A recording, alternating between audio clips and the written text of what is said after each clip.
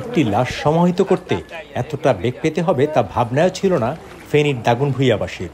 চারদিকে বন্যার অথই পানি, মানুষ যখন বাঁচার জন্য আশ্রয়কেন্দ্র খুঁজছে, খাবার খুঁজছে, সে সময়টিতে দীর্ঘ অসুখে ভোগা কামাল মিয়ার মৃত্যু হলো। এর নাম হলো কামাল, বয়স আপনার 50 এরকম হবে। হে আজ দীর্ঘদিন তলক অসুস্থ।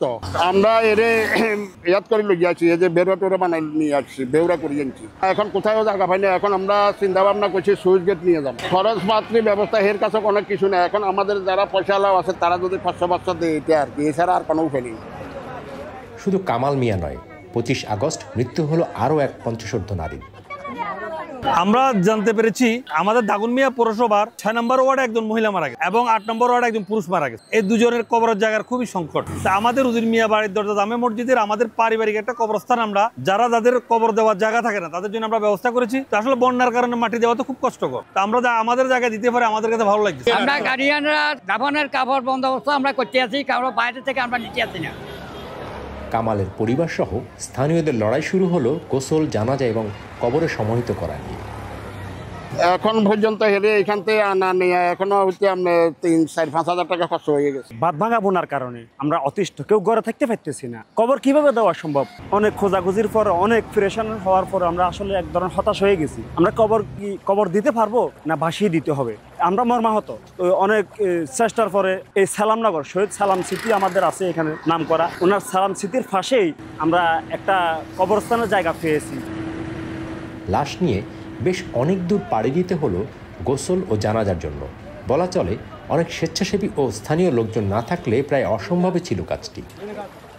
মারা যাওয়ার পরপর আমরা হতাশ ছিলাম। কত সর্বোচ্চ আধা ঘন্টা সময় পেয়েছি আমরা কবর খোলার জন্য, কারণ আমরা দীর্ঘ সময় অপেক্ষায় ছিলাম যে কখন কবরটা খোঁড়া হবে, কোথায় খোঁড়া হবে। আমরা যখনই আমরা খবরটা পেয়েছি যে তাৎক্ষণিক আমরা দ্রুত, আধা ঘন্টাও লাগে না, আমাদের কবরটা, আমাদের যে স্বেচ্ছাসেবক ভাইয়েরা আছে আমাদের এলাকার, তাদের সহায়তায় আধা ঘন্টার মধ্যে আমরা ইনশাল্লাহ কবরটা খোঁড়ার জন্য সম্পন্ন করতে পেরেছি। কবরটা খোঁড়ে ইনশাল্লাহ।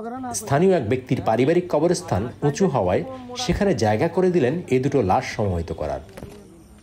কবরস্থানটা করতেছে ওই রিপন, বাজার কমিটির সদস্য রিপন, ওইখানে জাদুঘরের সালামনগর জাদুঘরের সামনে। আসলে পারে কবরস্থান পুরো পানিতে ডুবিত। আমাদের পারিবারিক কবরস্থান আছে, কিন্তু পানির কারণে মাটি দিতে পারতেছি না। এখন অন্য জায়গা মাটি দেওয়ার জন্য নেওয়ার পরিকল্পনা করি। গোসল জানাজা শেষে মাগরিবের নামাজের পরে অন্ধকারে পানির ভেতর দিয়ে লাশ নিয়ে যেন পথ শেষ হচ্ছিল না। এই যে দেখতেছেন আমার এখানে এ পর্যন্ত আমাদের ফানি, আমরা এই ফানিটিকে ডিঙ্গিয়ে অন্তত মিনিমাম 1 কিলো হবে মেন রোড থেকে সালাম স্মৃতি দেখছেন ওইখানে ওই কবরস্থান, এই আমরা কোমর পর্যন্ত ফানি ডিঙ্গিয়ে আমরা সবাই মিলে এই লাশটাকে ওইখানে নিয়ে গিয়ে আমরা দাফন করতে ইনশাল্লাহ ফিরেছি।